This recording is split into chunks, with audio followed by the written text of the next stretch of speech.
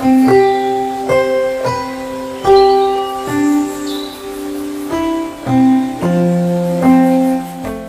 हम अपनी चर्चा अस्थमा नामक रोग पर केंद्रित रखेंगे, जो कि एक बहुत ही मुख्य रोग है।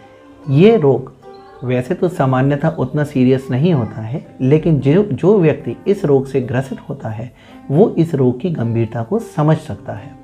अस्थमा एक ऐसी बीमारी है जिसमें रोगी के फेफड़ों में वायु मार्ग में जलन और सूजन के कारण दिक्कत होती है और उसे सांस लेने में मुश्किल होती है। मास्ट सेल्स, यूजनोफिल्स और टी लिम्फोसाइट नामक सेल्स और कोशिकाएं इस साथ में मिलकर वायु मार्ग में सूजन का कारक बनती हैं।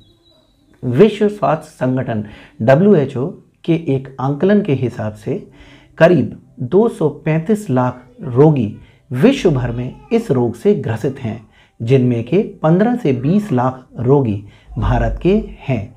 इन्हीं आंकड़ों को ध्यान में रखते हुए हम इस बीमारी की अहमियत को समझ सकते हैं। अस्थमा कई प्रकार का होता है, जैसे एक्सरसाइज इंड्यूस्ड अस्थमा, जो कि सामान्यतः एक्सरसाइज करने पर सामने प्रकट होता है। नॉक्टर्नल अस्थमा, जो कि मुख्यतः केवल रात में ही होता है।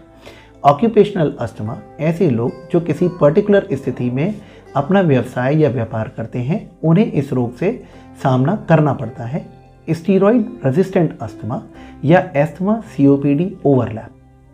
अस्थमा के मुख्य लक्षण इस प्रकार होते हैं, जैसे कि सांस लेने में तकलीफ, सांस के रास्तों में वायु मार्ग में सीटी बजने की आवाज़ आना, जिसे टेक्निकल टर्म्स में हम वीजिंग के नाम से जानते हैं, छाती में जकड़न या घबराहट होना या खांसी का होना।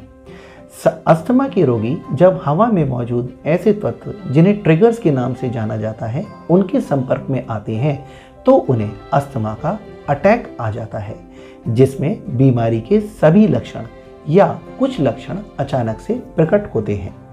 हवा में मिश्रित एलर्जेंस कई प्रकार के हो सकते हैं, जैसे पालतू जानवरों का फर या फिर उनकी ड्रॉपिंग्स, डस्ट माइट, मोल्ड्स या फंगस, हाउस डस्ट, कॉकरोचेस, तंबाकू का धुआं या धूल। ये सब हवा में मिश्रित पेड़ों के पराग के साथ खाने की चीज़ें या कुछ अन्य विशेष दवाएं ऐसी हो सकती हैं जो मरीज को एलर्जी उत्पन्न करें।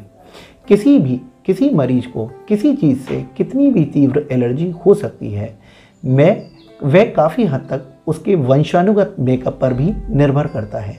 अस्थमा के कुछ मुख्य कारण हैं, जैसे कि एलर्जी, धूम्रपान करने वाला तंबाकू, एटोपी, पर्यावरण कारक जैसे कि प्रदूषण, सल्फर डाइऑक्साइड, नाइट्रोजन डाइऑक्साइड या ओजोन जैसी विषैली गैसेस, मोटापा, तनाव, गर्भावस्था और जेनेटिक्स। अस्थमा के निदान के लिए 3 प्रारंभिक खंड हैं, जिसमें कि मेडिकल हिस्ट्री बहुत ही महत्वपूर्ण, जांचें और सही समय पे सही उपचार।